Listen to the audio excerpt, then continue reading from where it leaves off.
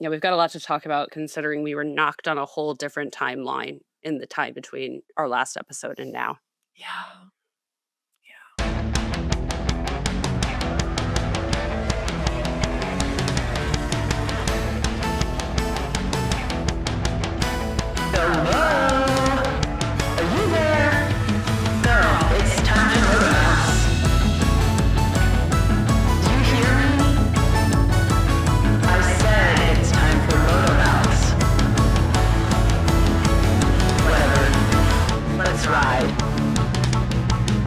Welcome to Motomouths, the podcast for MotoGP, motorsports, and more. I'm your host, Zoe, and welcome to episode 6-7. I hate you. It could have been last episode when we were talking about Mark doing 6-7 if we had not skipped a previous episode. And the worlds would have aligned and everything would have been beautiful. But now we're here. No, that would have been too on the nose. Mm-hmm. Mm-hmm. Okay, so we didn't do predictions here because life was happening and things were moving quickly, and we are people, so bear with us. The Knicks won the world. I hate when they call it a world championship. Pisses me off. We can just call it the NBA Finals. They won the NBA Finals the night of my birthday party. Yes, I was swept into a state of joy never before seen by the city of New York. And it was really fun. People like grabbing you and like being like, we did it. And you're just like, I didn't do anything. I'm chaperoning my sister. I was not there on the court. I was not there on the court. I am not a Knicks fan. I have never been a Knicks fan. I will never be a Knicks fan, but I'm happy to be here. Harsh words. I just don't care I think basketball is so fundamentally boring. I find it to be one of the most boring sports. I don't mind it. I think it's similar to hockey in some ways, and in that I can find enjoyment.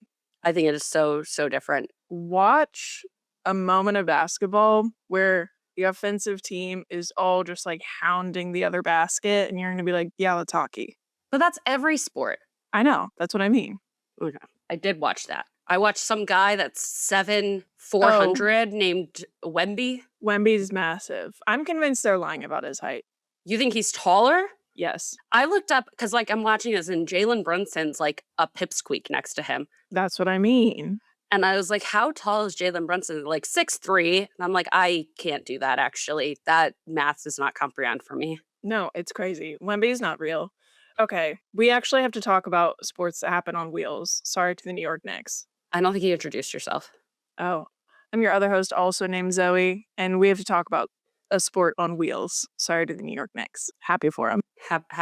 Happy for him. My mayor Muslim, my bagel's Jewish, my cream cheese chive. The wheels are alive. Okay. Anyways, we were in Czechia this weekend. I think we say every weekend so much happened this weekend, but truly this weekend, a lot happened. So much happened. Yeah. First things first, we have to talk about Aprilia. The epic highs and lows of the House of Aprilia this weekend, absolutely diabolical. It's giving roller coaster. It's giving Marianas Trench. It's giving Everest to Marianas Trench.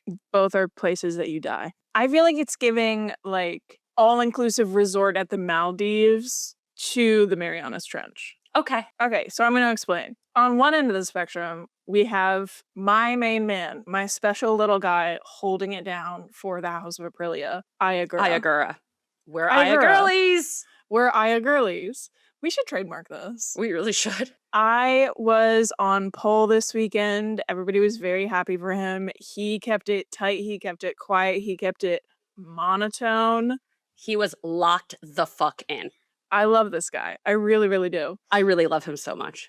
So he is the first Japanese pole sitter in MotoGP since 2020 at Aragon, where it was Taka Nakagami for LCR Honda. Also, icons and icons. No, I know. Taka, I miss you. Icons beget icons. That's how it goes. He was really well and truly the only Aprilia actually doing anything worthwhile this weekend. He's the only one that showed up. The problem is they all showed up. He's the only one that showed out. Yes, there we go. Because I would like to, for a moment, touch on I's teammate, Raul Fernandez, in which I would like to say and welcome a hot new bombshell illness to the villa. Raul Fernandez almost had to get an appendectomy this weekend. But he didn't have to? He didn't. He still had appendicitis. Okay, but he And they But he didn't take it didn't have out? to get an appendectomy. Does that still qualify you to drive for I'm not a Williams? doctor. Oh, To- again, I don't know. I'm not a doctor, nor do I work for Williams. Like, does the appendix have to be removed, or can you just have appendicitis? I mean, I think we need a little bit more data. Okay, we'll see. We'll have to see who drives for Williams next. Raul, I will say, like, kudos to him for fucking getting through the weekend. Brno was very, very hot. We'll talk about it later, but it was, I think, the hottest Brno has ever been. It's one of the hottest, like, European weekends that MotoGP has had in a long time. There's a heat wave going through. And to do it also while sick and essentially not having eaten for like the 2 days before the weekend, massive kudos to Raul. He apparently had to throw up the second he finished the race on Sunday. Raul, I feel horrible for him, take a break. but you can't. Yeah. You know how they are. Now we're getting into the Marianas Trench. With Raul, we were kind of at sea level, right? Now we're underwater. Okay, we're diving. We're diving. Jorge Martin, you might remember, when we were at Balaton, he had a really stupid turn one, lap one. Yeah, and he got dumped from the villa. Yeah, dumped from the villa, sent to Aftersun, immediately put on a plane home. Nobody likes him. And so he had a double long lap penalty on Sunday. The problem is he couldn't even get himself into Q2 on Saturday. Hooray. So I think he started somewhere from like P13. And you're like, hey man, you're second in the title fight right now. And you're close. And it's a close title fight. And it's your buddy down the hall. Even before the weekend, it was a close title fight. Yes, it remains very close. Even closer. So I know that sounds like it wasn't so bad, but it was, I think, in the grand scheme of things. And now we get to the Marianas Trench. Now we get to the worst of the worst. Yeah. This was bad. This was genuinely, out of all of the things that I thought could potentially happen and who could perpetuate them, this was nowhere on the radar. This was just incomprehensible to receive this text from you. Yes. And what did I text you? You said, let's pull it up. Scrolling past our Love Island live, talking. Hang on. It was just after a You girth said- check. Yeah. Girth check was crazy, said Zoe. Bez DNF'd in the sprint and full force slapped a Marshall in the face twice. Yeah.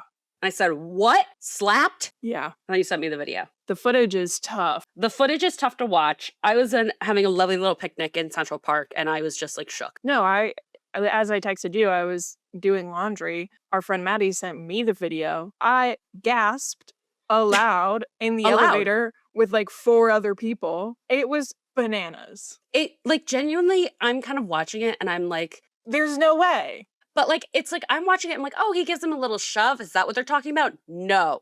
He slapped the Marshall Full, twice. like, full hand.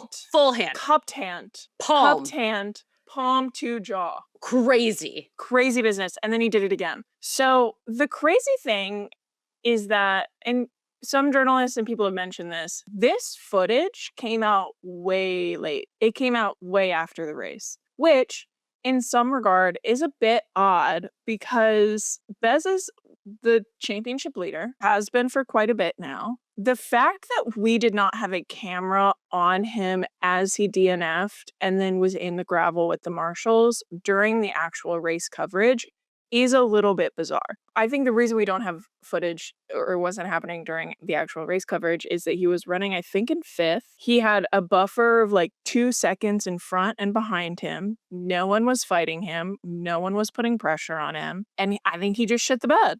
Yeah, he was just hanging out kind of by himself, cruising along, and then fucked it. So the footage comes out later, and as people, watched it and sat with it longer, the assumption is, and people who know the bikes have watched it and kind of confirmed this, is that Bez slides out into the gravel, the bike tumbles away, he's sitting there. He's kind of coming back to himself. He looks over, marshals are starting to pick up the bike because they have to pull it back behind the fence. He freaks out, the assumption is, because I don't know if you know this, but MotoGP bikes are very complicated creatures. That's his wife. One of 2 wives, one might say.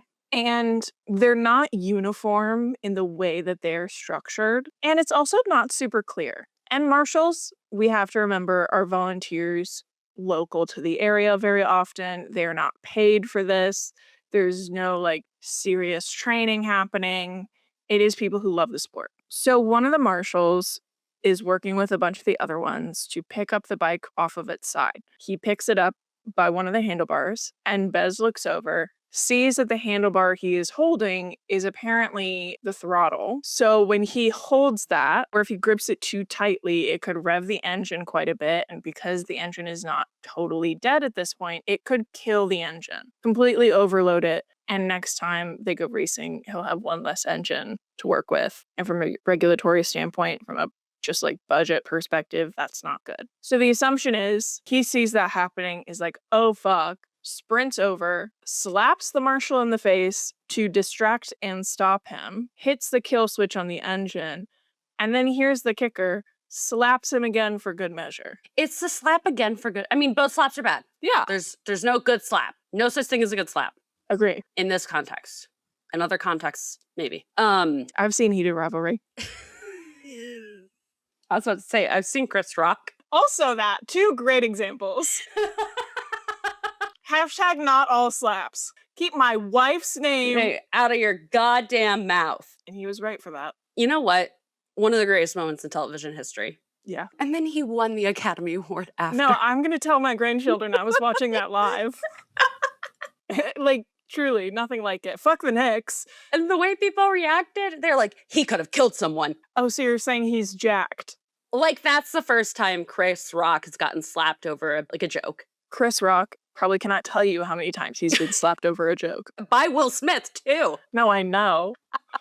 Okay, anyways, the second slap, not great. I will say the first slap, to me, looks a little bit more of a shove in the wrong direction. Well, and we know that pushing and shoving marshals, there's precedent for that. Riders do that a lot, and they shouldn't, but they do. And Bez also has precedent for it. He's done it aggressively enough back in 2022 that he got penalized for it then. I will also say, like, these are high-risk situations, high-stress situations. He's just come off a crash. He's a little addled. This is by no means an excuse. But I'm a lot more willing to forgive a shove that was just in the wrong place than the follow-up of the actual slap to the face. You're kind of in the same place that a lot of the actual athletes are, where Cal Crutchlow said something, ultimately I don't really think I agree with, but Cal was saying, you do not understand the frame of mind that you're in when you are fighting for the title. You've crashed out going 100 miles an hour. You're now suddenly 0 miles an hour. You're sitting in the gravel. You might be injured. You're definitely like lost your breath. You're sad. You're devastated. You're angry. You're annoyed. Like every emotion is happening. Your brain is pumping adrenaline through your body and has been for a while. And you look over and see someone essentially unknowingly about to ruin your bike. Cal Crutchlow said all that and was like, I'm not excusing it, but there's a certain state of mind. I will also say, coming from the perspective of like having like lifeguard EMT training, obviously this is not in any way the exact same situation. He was not going to save a life or anything. But when adrenaline's pumping and when something needs to be stopped or done or dealt with, I think that in most circumstances, I can at least understand the frame of mind someone may be in. Not exactly their actions thereafter, but I can understand what drives them to react like that. Yeah, it like you said, it's definitely not the same thing, but a couple of months ago I was grocery shopping and my grocery store has an escalator going up the second floor. We talked about this when it happened. I had these headphones on, noise canceling. I walk up the stairs and I see people huddled around this older woman covered in blood, who I later find out has like fallen up the escalator and had injured her head. I stand there, I have my headphones on, and I'm kind of like, I don't know what's going on. Everyone around me who is not actively with the woman is like, we don't know what's going on. And as I'm pulling my headphones off, I see one of the women with this injured woman. She points at me and she yells aggressively, call 911. That's exactly what she was supposed to do. You're supposed to directly point at a single person and tell them to call 911. And yeah, obviously in the moment, you're just kind of like, oh, fuck, like, don't yell at me. But it is in moments like these, high stress, like directive, it's very clear, it's aggressive for sure, but it needed to happen. Like I said, not the same thing, but like you understand how this kind of stuff happens. My issue is we talked about this when we talked about Jorge Martin. Yes, pushing his race director. His race director. Yeah. We teach toddlers. Yes. From day one not to push people and not to be violent. I recognize that we do not every day put toddlers in high adrenaline circumstances. I get that. I do. Toddlers, except for Mark, are not riding these bikes. But on some level, there's a lot of like interconnected precedent here, right? So Bez has been involved in like some pretty egregious pushing Marshall's situation. Like I said, 2022. I recognize my bias in this moment. Multiple times let his emotions get ahead of him in saying some pretty awful things about Mark in particular. Publicly, not publicly, we know it happened. Jorge has had a similar series of events, not least of which has happened in the last month and a half. And Alicia Spogaro famously, I think it was 2021, essentially like punched Frankie Morbidelli in the head at one point when the two of them crashed out together. While this is not the first question anyone should be asking, I do have a serious question as to what's going on at Aprilia. I have a question about that because they specifically said, we don't think that Jorge was penalized enough for the turn one situation. We also don't think he should really be penalized for shoving someone in the garage. We'll handle it internally. And then they escalate Bez's penalty because his penalty was a race ban on Sunday, so he didn't race on Sunday. And they said it shouldn't have been that aggressive. I do mildly have concerns about whatever is going on in there. And that's not to say that they're the only ones like this. I just think it's the only ones that we've seen it like this. I think your questions are extremely valid. I completely disagree with their actions regarding Bez. If it's a marshal, that becomes an issue of the FIM, of the race directors, of the stewards. That is more than appropriate course of action. And there's no precedent for this. I think that's the issue that Aprilia's team raised, which is that they felt like this was aggressive because this hadn't happened before. I think it's perfectly appropriate. The other thing that I want to say is yes, we are seeing this out of Aprilia. I think that there is also a culture of negligence in place where the rules do not allow for cooler heads to prevail. Go on. Say, for instance, there is a rule that says if a marshal mishandles the bike and fucks up the engine, you get a free engine, no consequences. Do I think that is realistic in the way that I've just laid it out? Do I have any thought or understanding to how that would work? Any loopholes that could be played? Who knows? I'm not in the FIM. I don't disagree with the idea, but I think the reality of this idea, it kind of proves your point about negligence. And people have said this for years. There is no reason why MotoGP marshals should be staffed from locals who just want to be there. That is an unsafe prospect for the marshals and also everyone else involved. They are not paid. The stewards and marshals office, there is no relationship. They are not trained. I think if we were to full stop implement something like that now, you'd never get anyone marshalling again, seriously. Because they don't know anything. This is the thing. Right. The reason I mentioned how complicated the bikes are is because that marshal who picked that bike up was not taught, nor was he expected to know the details of a specific bike. Because the manufacturers and the FIM and Dorna, MotoGP, whatever, have zero interest in educating them at all, because educating them at all would cost time and money, and they don't want to invest any of that into the marshals. I think you're looking at this from a marshal perspective, and I agree 100%, or from the FIM looking at the marshal. I'm looking at it from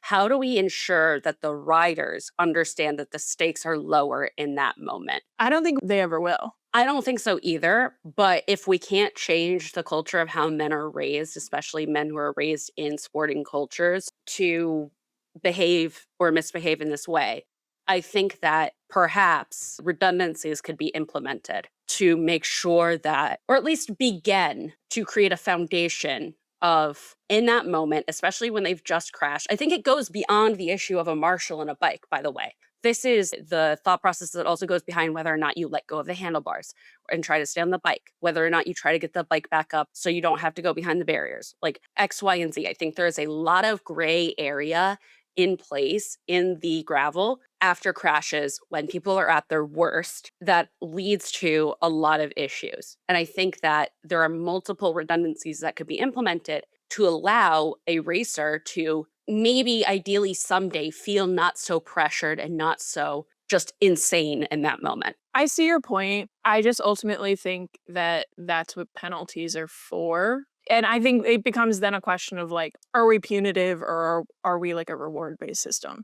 Like that is essentially like what we're drilling down to here. Luca Marini had some really interesting comments on this, and he basically said like, listen, this has never happened. No one's gotten into this kind of physical altercation with a marshal. This is the appropriate level of response because now we know without a doubt what the response is. Maybe I'm being parasocial, but like I do really tend to trust Luca Marini's perspective. He is a person interested in the world in which he moves in. He is. He's an observer, he's a learner, he's a listener. In ancient times, he would be a scholar. We know this for a fact. A Renaissance man, if you will. A Renaissance man was the exact word I was looking for. Thank you. But I tend to trust him a lot when he talks about like these kind of bigger systematic issues of the sport. And he basically was like, yeah, like we need to educate marshals. We need to punish this kind of violence. It can't happen.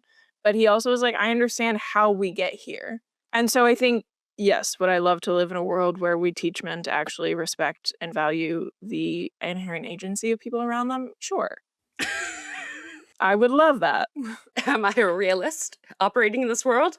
Do I also understand that a body pumped full of adrenaline for the last 7 hours is not going to react rationally? Yeah. One of the last things I'll say is that his mom was on track this weekend. So Bez is a mama's boy. We all know this. We can imagine that she had some very unkind things to say. And it was a really horrible series of weekends for the leaders of the title fight right now. That has opened the door to quite a few other people. It blew the title fight wide open.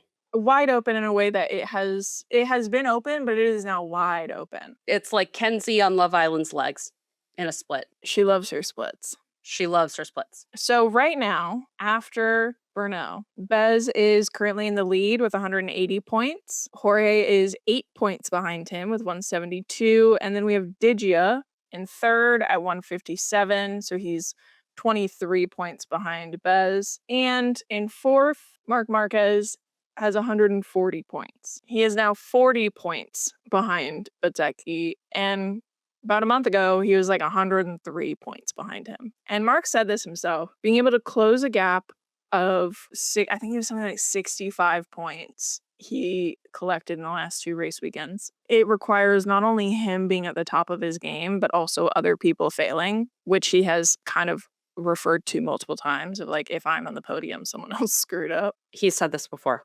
Yes. And he was like, you can't count on that. And multiple other people have said this as well. But Aprilia has now left the door wide open, and Massimo Rivola has been scared of this since, quote, the first race this year. So we'll see. It's giving Max Verstappen saying, I didn't expect to be here. Y'all fucked up. Exactly. And I love that. And the fact that it's coming so early in the season. We have a long way to go. Gives me a lot of will to live. Yeah. So speaking of Mark, we also need to talk about his teammate Pecco, who had a great weekend. Great weekend for Pecco. For once, Pecco was not also in the Marianas Trench. Well, I think it's funny because Pecco won on Saturday. Right. And as we know, never the twain shall meet. Oh, you're right. I forgot. So this is like the inverse. Bez has always won races, and it's only once I think that Bez has won a race and Pecco's even finished. Now it's the inverse. Magic and karma is real. Magic can happen. And it happened at Brno this weekend. Do you believe in love, joy, magic, hope, and whimsy? I do. I do too. You know I do. So he nailed it on Saturday. He had a great qualifying. I'll give him that. Nailed it on Saturday, which is, as we have discussed many a time last year, very rare for him. What is the opposite of Mr. Saturday? He's typically Mr. Sunday. And why is that? Why has he hated Saturday for so long? Because his sprint bike engine, fuel tank, his sprint engine tank, his sprint fuel tank is too small. How many words? 2 words. Oh, it's off balance. Look at us. Charades. But hey, guess what? War is over. Pecco told people this weekend that because the chassis of the Desmos Edice 2026 is so different, the issue of the like off balance tiny sprint tank is completely gone. He doesn't have that issue anymore. Wow. War is over. What about the brake disc?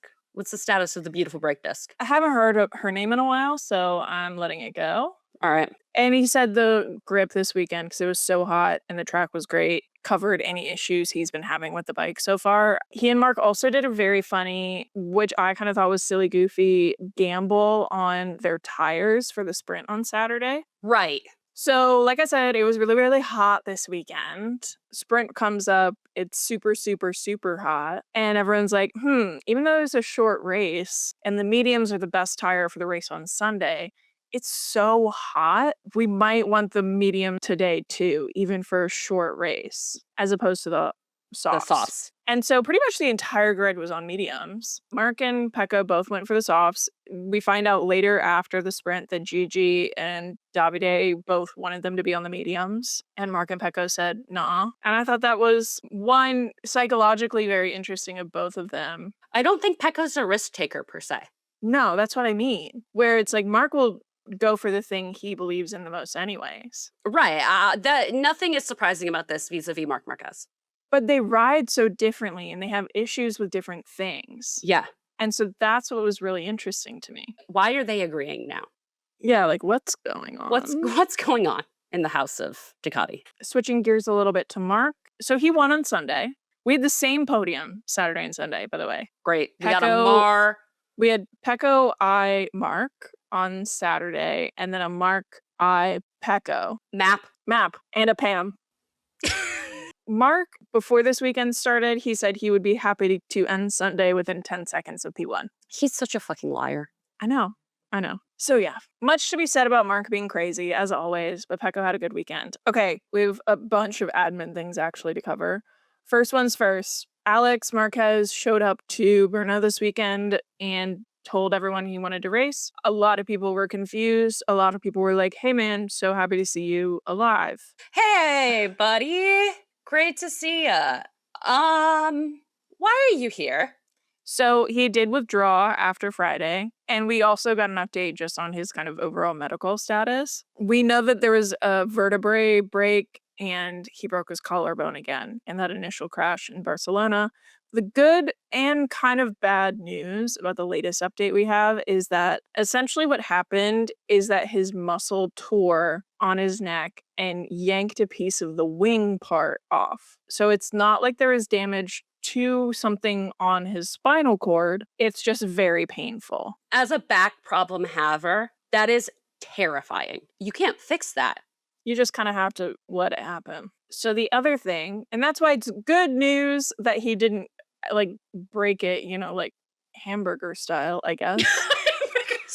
I don't know. I'm trying to explain it. Hot dog or hamburger style? I don't think there is a hot dog version. You could split it down the middle. Yeah, but that's not a natural occurrence, probably. I don't think many things happening with your spine is a natural occurrence. That too. So ultimately, I would take that over a serious vertebrae break. There's no damage to his spinal cord. I would take this over that any day. 100%. 100%. The problem is that the collarbone is actually a lot worse than we initially had heard. It speaks to how bad it actually is because collarbones are just like the shittiest bones humans have. They're made to break. That collarbone broke in 4 places. Horrific. And he's already broken it at least once before. So can they do collarbone donations? Collarbone grafts? At a certain point, you gotta just put something in there. Styrofoam? Pig bone? Maybe. We do that with heart valves. Do pigs have clavicles? No, but you could probably figure something out. I've got a pig femur in my neck. I don't know. Ask the rabbi, is it kosher to have a pig femur in my collarbone? I couldn't tell you. It is, by the way. It would be. Yeah, because it's life-saving, right? Exactly. Look at you. Wow, look at me. He did withdraw after Friday, and I think everybody involved was it's phew! They were very celebratory, which I think is very much an interesting occurrence in MotoGP. We talk a lot about their inability to put themselves first. I think that it was a very refreshing. Yes. However, he will be going to Aston next week. Yep, but he's gonna get the pig. He's gonna get the pig femur. So it's gonna be okay. The Pirelli test happened today on Monday. Oh, guess what happened to Marc Marquez? He did something totally out of character for Marc Marquez. What did he do? He had a high side crash. Oh, I didn't even see that because they didn't let media in. He had a crash and didn't race in the afternoon, but it was not told how bad the crash was. He said he was fine. And then it came out that it was a high side. He always says he's fine. Great. Now I'm nervous. Wow, I got to break some MotoGP news to you. Thank you. You're ruining my afternoon. The other thing about the Pirelli test is that it is only open to 2 riders per manufacturer. They all made their decisions, mostly, based on who's sticking with them next year. KTM actually chose, I believe it was Maverick and Pedro. Okay. And the reason they chose Pedro, even though Pedro is 100% leaving, is my guess is that they are so desperate for any source of help. It was actually Pedro and Danny Pedrosa, my bad. Danny, I'm so sorry. Danny, how can we forget you?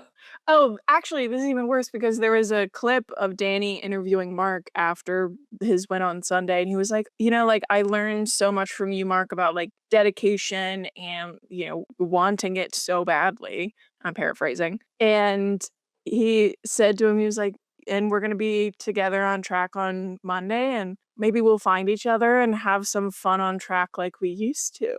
I was like, it was just like old men. And this is one of those things because Danny hasn't raced in a long time, like hasn't been here. When Mark was coming up and people would ask him as a kid, like, who is your hero? Like, who do you want to be? His first answer was always Danny Pedrosa. I'll get emotion. Danny was so tiny, and so was Mark.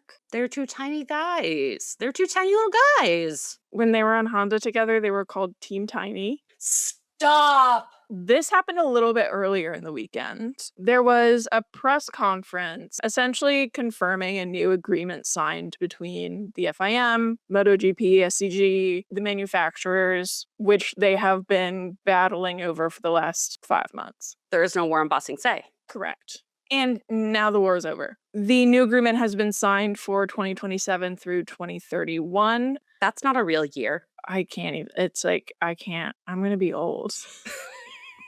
I don't want to go to the 2030s, actually. In this press conference, there was no confirmation on the profit sharing details, but as we've discussed previously, all rumors point to no profit sharing, just a lump sum that's somewhat bigger than their one last year. If only they'd unionized. Yeah. They did also in the same conference announce some rule updates that are effective immediately. Going forward, there'll be more space on the starting grid. They're increasing 1 more meter between riders in the same row and increasing a couple meters behind riders in different rows. We've talked about this. The riders think this isn't actually going to help that much. Yeah. It is to me giving when they would tell us to stand 6 feet apart during COVID, but then you'll be directly behind each other. Yeah. I think, whatever, let's give it a shot. They have ruled in an immediate ban of the front ride height device at the start. So that may or may not help. It kind of depends. Riders are pretty in the middle about this one. Some say it'll be more dangerous. Some say you just have to get used to it and we'll see how it goes. Luca Marini, my trusted confidant, said, yeah, it's different. And you just have to get used to it being different and then it'll be fine. And in this way, he's like Marcus Aurelius. And I think he should say that. Exactly. Truly, he is. He is a Greek scholar in Athens. He is a great philosopher of our time because who among us did not need to hear, it's different, just get used to it. Exactly. And then it'll be fine. Exactly. It can apply to everything. Everything. Great advice. A proverb. A modern proverb. Truly. And then the last one is that there is now a 6 bike limit per manufacturer on the grid. So you cannot have more than 4 satellite bikes. What's happening with Ducati? They're at the limit. They have 6. Yeah, you can't have more than that. You said more than 4. Well, they have their factory bikes and then they have 4 satellite bikes. Oh, got it. Got it. Once again, this is a podcast about math. And I'm shit at it. And brother, it's bad. And brother, our math is not good. They also confirmed that they are considering the 1 bike rule, but they have not made a decision on it yet. One other thing they said in this conference is that they want a season of, quote, 22 Super Bowls. Brother, the NFL doesn't even want a season of 22 Super Bowls. They don't even have a season of 22 games. There have been like 57 Super Bowls total ever. I think you're right on the dot. It's giving all of the Europeans coming over to America and being like, This "Whoa, is great. you guys are right about the heat." I will say watching the World Cup stuff, which is now being referred to online as the Great American Sleepover, has been fun. I am the biggest fan of my newest country within a country, Algeria, Kentucky. Algeria, Lawrence, Kansas is quite lovely. I love Algeria, Lawrence, Kansas. Freddie 7, national hero. Yeah. International hero. Give that man the Yes. Nobel Peace Prize. Honestly, maybe. When Freddie 7 said, "I have found a German town in the northern Georgia mountains," and I knew he found Helen, the shitty little Germanic tourist trap that you get drunk in and, like, spend all your money on, like, shitty tchotchkes. I think Europeans should all go to Busch Gardens in Williamsburg, Virginia. I think you guys would love it there. Send them to Colonial Williamsburg. This is what I'm saying. Colonial Williamsburg to Busch Gardens is the run of a lifetime. There's one thing that I think every single person on planet Earth should do. It's shooting the hooch, which is inner tubing down the Chattahoochee River and getting day drunk. Yeah. And by God, Freddie 7 got that experience. Yeah. Okay, as of 2026, there have been 60 Super Bowls. I was so close. You were so close. And none of them have been good. I just think it's so deeply funny that a Spanish executive of MotoGP SEG, it was an Espeleta who said this, said we want to model ourselves off of the Super Bowl. Off of the worst day in American sports. Like, we all hate it. It's like the Hunger Games reaping. That's what we have to deal with. We have to go and we have to watch. But it's not even good anymore. Like, it Exactly. used to at least be interesting. And it used to be like, oh, people could actually go. And now you can't. It's like Miami F1. Anyways, I thought that was like Silly. and kind of horrifying. Last but not least, Cal Crutchlow, love of my life, had some very interesting things to say about the heat this weekend. Again, it's giving Brits discovering that Americans have been correct about heat. Yeah. And also rain and thunderstorms and AC and ranch. Free and refills. Fahrenheit and Fahrenheit. And ice. The cube.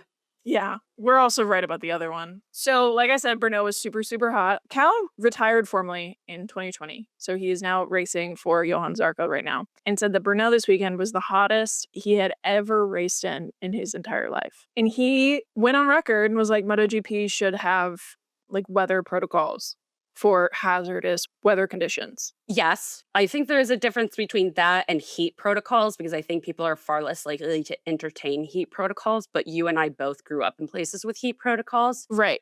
And I can say how desperately necessary they are. Well, so he said, I'll tell you what, it was fucking hot today. Another proverbial banger. It was so hot.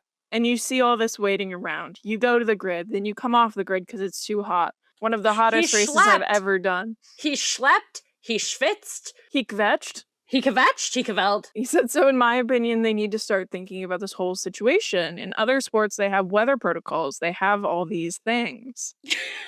Specific. I love it. It was interesting because the article I was reading about it was comparing F1, obviously, which was like the closest comparison in a lot of ways. So in F1, there's a heat hazard. The requirements of a heat hazard means that you have to, in F1, change a lot, or you essentially have to introduce like a cooling system in the car. And that's also when they started introducing the like fireproof suits that have the cooling in them. Yeah, and those guys are in leathers. Ugh. Cal continued his comments on the weather protocols and said it essentially came down to the lack of a union. Which is why I knew we needed to talk about this. He said, quote, the problem you have here is the same as always. The same as if you did, like I've talked about before, a riders union. One guy will race, so then everybody will race. And unfortunately, the organization knows this. Cal, you have been promoted to my newest elite employee. Yeah, client list. You are at the top of my list. He's been on my client list. I want that on the fucking record. He is on the top of my Abbey Lee pyramid for former MotoGP riders. Wow. Above Danny. This week, a hot new bombshell. A hot new bombshell enters the union conversation. He said because they don't want somebody to have an advantage or they don't want their manufacturer to say to them, you didn't do that race, so you're not getting paid. And that's the reality. When asked why it's different in F1, Cal replied, they stick together. They have a union. That's my client. They have a union. King. So yeah. We need to do predictions for Assen because that's this weekend. Okay, I'll go first. Marc Marquez P1. Okay. Marco Bezzecchi P2. Pecco P3. Jorge Fail King. Okay. I'm going to go with a Bez P1. I'm going to go with a Mark P2 and a Pecco P3. So we have a similar podium. And then I'm going to go with a Joe Amir. Fail King. Okay. Yeah. Crazy. Does that bring us to the Great Wide World of Motorsport? It sure does. So that brings us to Great Wide World of Motorsport. Lewis Hamilton wins in Barcelona. Good for him. And That's good kind of for all I him. have to say. Kind of all I have to say about the weekend. Not a lot by way of other things happening. Nico Rosberg was there again, which fed me and my soul. It's always lovely seeing Brittany. Love seeing Brittany on my screen. Mark was also there. Former MotoGP rider Marc Marquez. And they did it on your birthday. And they did it on my birthday. Sucking dick and cock. And you did it on my birthday. George Russell was on pole. Lewis obviously won that one. It's just like, I don't love to like buy into the myth of Ferrari and like the mythos of Ferrari. But it's fun. But then somebody wins for the first time in Ferrari and you're like, fuck, I get it. There's this video, I think it was last season, of this guy yelling at Lewis, remember who you are. And it went viral. Of course it did. And then Lewis made it even worse in Barcelona, where he was like, I had to like remember who I was. And I had to remember the person I am. And you're like, yeah, I bet you did. That is the kind of woohoo shit that you love. There was a picture going around of him sitting next to Seb after Seb's first Ferrari win. I was like, damn, okay, sure. My ancient goats. Listen, do I believe in the Pope and Catholicism? No. Do I feel as though their aesthetic and mythos is very powerful? Sometimes, yes. Well, the Catholic Church is against AI. I can't help but give them their flowers for that. I want to mention really quickly, Nico Hülkenberg had the craziest retirement this weekend. I can't remember who was in front of him or like how it exactly happened, but someone spun out or someone ran into some gravel, kicked up gravel, and one of these stones from gravel hit the exact kill switch on Nico's car and turned his car off. The kind of shit that would literally only happen to Nico Hülkenberg. That's like getting hit biblical. Twice by a lightning strike. It's incredibly rare. Actually, you're statistically more likely to get hit by lightning if you've already been hit by lightning. Really? Yeah. Okay, well, it's like getting attacked by a shark.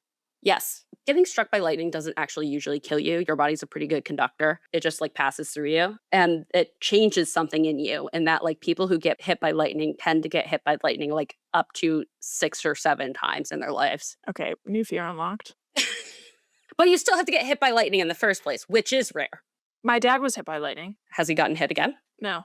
That you know of? That he knows of. A couple of things outside of the race. Everyone and their mother is appealing the Monaco penalties. Alpine obviously was the first one to do this, and they got Pierre's penalty overturned. And is P3 reinstated? P3 reinstated. Problem is, Red Bull has not yet given the trophy back. And I think it's deeply funny because Red Bull, Mercedes, and McLaren are now appealing their penalties as well. They're just like, let's just wait and see who actually gets the P3. Yes. Fine. Which I'm like, why didn't you all do that the second Alpine did it? Why are you like this has all trickled out into the news over the course of the last week and a half. It's been a while. Yeah. We went to Le Mans. Very tragically, Dorian Pin was leading in her category for essentially the entire race and was on track to win and then had an engine failure at like an hour before. Yeah, like 2 hours before the race ended. It was so fucking heartbreaking. It was really sad. Really depressing. We saw some other really familiar faces. Obviously, KMag was racing. Love when he goes racing. Antonio Giovinazzi was racing with Ferrari. Jack Doohan was racing. Logan Sargent was racing. And then Nick DeVries won with Toyota. Good for him. Good for him. And then briefly, speaking of KMag made his NASCAR debut this weekend in a one-off race. And kind of set the world on fire. He is the name on everybody's lips. He got into a fight. A scuffle. Tiddlywink. A brush up. With Noah Gragson, who by all accounts is not really like a beloved figure in NASCAR. There was approximately like 5 or 6 on-track incidents of like being bumper buddies, I think is a way to say it. They were bumper cars? They were bumper cars. From Love Island fame. Exactly. And then off track, Noah Gragson went up to him and he was like, hey man, what the fuck? And then KMag was like, no, you what the fuck? And then at one point was like, do you speak English, motherfucker? Which is like, cool. Love that xenophobia of blonde, blue-eyed, handsome men. Famously the things that like white supremacists in America love. He's literally Aryan. Like... He's literally Aryan. He's of the Aryan race. I love that KMag is the ambassador of F1 to the rest of the motorsport world. That makes me so pleased. Yeah, but they'll be disappointed when they come to F1. They'll be disappointed in like the energy when they come to F1 is more of my point. Nobody serves cunt like KMag. Nobody shunts like KMag. That's what I saw. Thanks. All right, we got to make our predictions for the Austrian GP. Max Verstappen P1, Kimi Antonelli P2, Lewis Hamilton P3, Lando Norris Fail King. I'm gonna go with an Oscar Piastri Fail King. Kimi P1, Lewis P2, Charles P3. We'll see. We'll see. And then finally, last but not least, McLaren released a PSA. Oh, this was tough. This was tough. Against cyberbullying, and I'm not gonna lie, I thought it was a joke at first. There's no words. I don't think you could release a funnier 2 minutes of video. Oh my god, it felt like 800 years watching it. First of all, it starts with a content warning that says, content warning, this video contains real social media comments that include references to violence and death. All comments shown were directed to McLaren MasterCard Formula One team. And it starts with Zach Brown's face and a comment that says, gross. I hate seeing Zach Brown happy. A phrase said many times on this podcast. And also, like, not violent. Objectively true. No, it is just, but even beyond, it's not violent. Like, what are you talking about? The person who came up with a strategy on Enter should be sacrificed to the gods. That's fake. I think no one talks like that. By far the dumbest person in F1. That's just true. About Zach Brown? Yeah. Yeah. Rotten papayas, angry face emoji.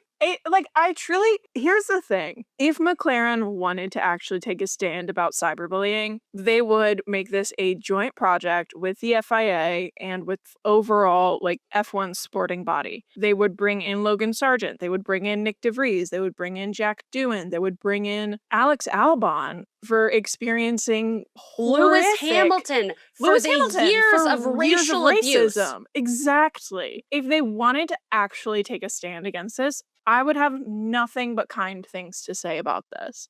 This reads like a joyless, self-centered, passion project isn't the right word, but it's like, this is about you guys. This isn't about anyone else. I know for a fact people have said some really heinous shit about McLaren. And the shit you're putting in this video is rotten papaya angry face emoji. Insufferable team.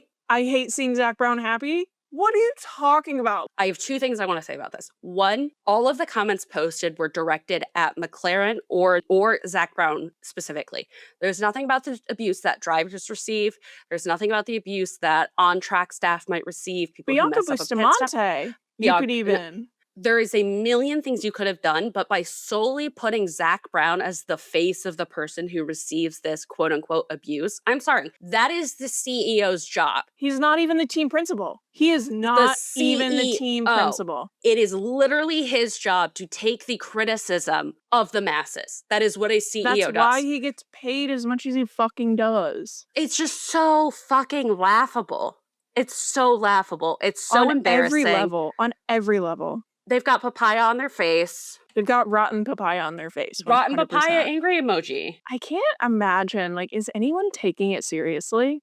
Yeah, the people in the comments are kind of taking it seriously, but I think a lot of people are kind of getting, like, nice seeing this treatment for Zach Brown. Would have been good to see it when Lando was cyberbullied, though. I don't agree, but I agree, you know? Yeah, like, unfortunately, I am siding with them on this one. Right. The other crazy thing, actually, now that I think about it, Lando just had, like, personal brand puff piece after the Lazarus Awards, in which he could not stop talking about how important mental health is to him. As you know, he always says mental health. Mr. Mental Health himself. This is exactly the kind of project you would think Mr. Mental Health would want to be involved with. And I'm not saying it's his fault for not being involved, but I'm saying, McLaren, why are you not taking advantage of that resource you have in-house?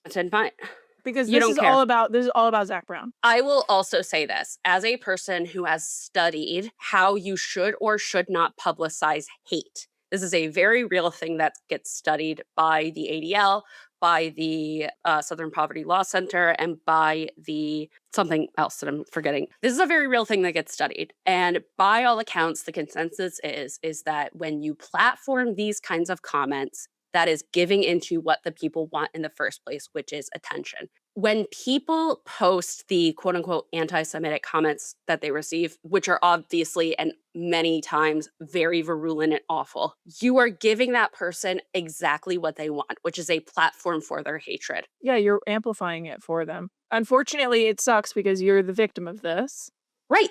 but that's what's happening. If you're going to make a stupid video like this, you should not be showing any of the comments. That is what the people want. It's just so short-sighted because if you even just like Google, hey, should we show hate comments on screen in our anti-hate PSA, the resounding result from Google is going to be no. It's interesting because, like, I work a lot in executive visibility, executive comms. And from, like, an executive communications perspective, Zach Brown should have gone nowhere near this. As an executive, his job is to lead the company. His job is to lead the company through its ups and downs. His job is to communicate that to shareholders. His job is to manage leadership and the overall steering of the brand. His job is not to sit there and handhold your comms team through this anti-bullying PSA that is fully for you. Aside from all of the details about F1 or the personal involvement he feels in the brand, like aside from everything else, and I understand that what I'm about to say has roots in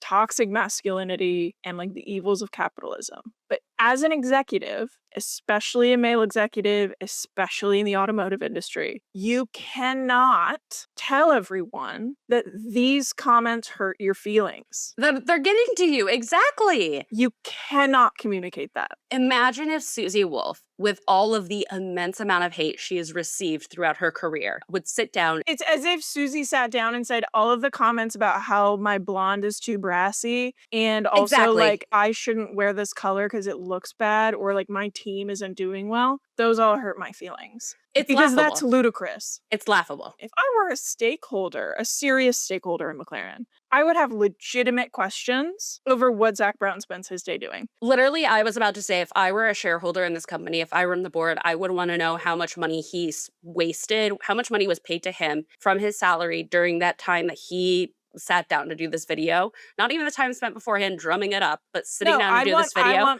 I want that money back. I want billable hours for that entire comms team and the projects that they put aside to work on this. Exactly. That's what I want as a shareholder because this is just pointless. It's a waste of time and money and it's embarrassing. You're McLaren. Bruce McLaren is rolling in his fucking grave. Ron Dennis, even. Ron Dennis, not dead yet. Once again, for the second time this season, he's gotten back down in his grave that he is yet to live in, rolled around in a little bit, and then got up and went about his day. It's just, it is a failure to launch on every possible level. I'm about to be very aggressive when I say this. Everyone involved in this project should be embarrassed, except for the people commenting. Keep doing your thing. Keep being a warrior. Love you. Keyboard warriors, I'm right there with you. On one hand, it's so fucking British. And then on the other hand, it's like, Zach Brown, you're an American. Fucking nut up. Nut up! Literally nut up. Like, what are you doing? Pussy. Yeah, this is some pussy behavior. Embarrassing. That was fucking crazy. That was fucking crazy. Okay, that brings us to the grid as ... which for the uninitiated is a moment in our podcast where we categorize a handful of writers and drivers from across the grid where we'll learn where it's a person, place, thing, comment, idea, suggestion, and in honor of this stupid fucking video, we are going to be doing the grid as comments left on McLaren's social media as presented in this anti-bullying PSA. Amazing. Would you like to go first? I would. First comment, weeks waiting for a race, and this is what we get. Clown emoji, clown emoji, clown emoji. Yep. This is Alex Marquez. Yep. But in a way that I think he should have done anyways, you know? Yeah. Like, we should be waiting longer, my love. Also, very much Jorge Martin last season. Yes. Fabio Quartararo, this is a really small comment in the video, is it's not even sabotage, period. McLaren are just stupid, period. Because that's how he feels about Yamaha. Yes, it's a really good one. Marco Bezzecchi is, I need public execution. I don't give a fuck. Is that tasteless? No, it's true. And then Pecco Bagnaia is the person who came up with this strategy on Inter should be sacrificed to the gods, because I believe Pecco would do literally anything for a good season in 2025. I agree. Okay, my turn. Alex Albon is insufferable team. Yes. Just yes. out of the gate, correct. In fact, I think that is a comment he's left on Williams' social media. No, that's something he said into the radio. He literally said, terrible! I could never fight with him because whenever we started fighting, I would just laugh at the way he emotes. Like, the way he says things when he's angry is so funny. Marc Marquez, this is a bonus real quick. Marc Marquez is McLando Stella gaslighting the fans as usual. Yeah. He do be gaslighting. He do be gaslighting. And then I think that Lando Norris and McLaren y'all are the definition of shameless. Maybe add that to your name. McLaren MasterCard, the shameless F1 team. A banger of a comment. Give that comment the Peabody. Oh, Max Verstappen is, can McLaren do something right for once in their goddamn lives? I fucking hate this fuck-ass team. My favorite was the whole strategy team sleeping. And that's literally anyone at Ferrari. Literally. Well, that brings us to the end of the podcast. Make sure to like, share, rate, review, subscribe, do comment on, engage with any and all of the above to help the podcast grow.